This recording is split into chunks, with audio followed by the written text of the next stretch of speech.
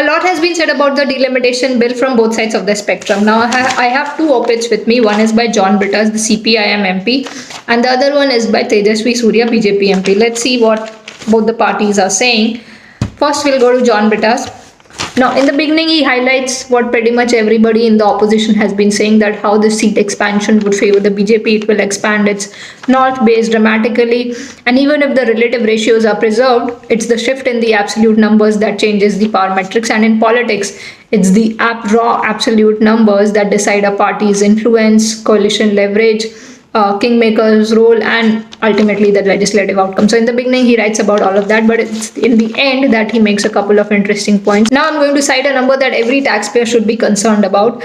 Lok Sabha annual sittings have fallen from an average of 121 days in the 1950s, 60s and 70s to just about 55 days in the recent decades. Then he goes on to say that this will also raise the parliamentary and legislative expenditure, including the salaries, allowances and other costs. And who is going to pay for all of this? Of course, you and I, the taxpayer. Then he writes that this will lead to bigger ministries, potentially increasing the political patronage and reducing the efficiency. Well, we are all familiar with the term bureaucracy and of course more corruption. Another interesting point that he makes is that it will further diminish the role of the Rajya Sabha. Rajya Sabha was supposed to be the final check before a bill becomes a law, before it finally goes to the president and she signs it. But if the Lok Sabha seats are 850 and Rajya Sabha remains the same, the role is of course going to be reduced.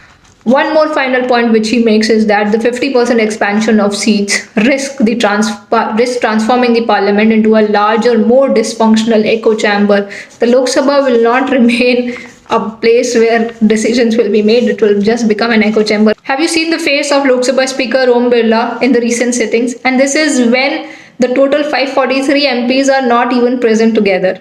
So we know what happens. John Brittas goes on to give a solution. It's not just that he's only complaining. He says that a more modest 25% increase in seats would suffice. Well, that's a good suggestion. Why go with 50%?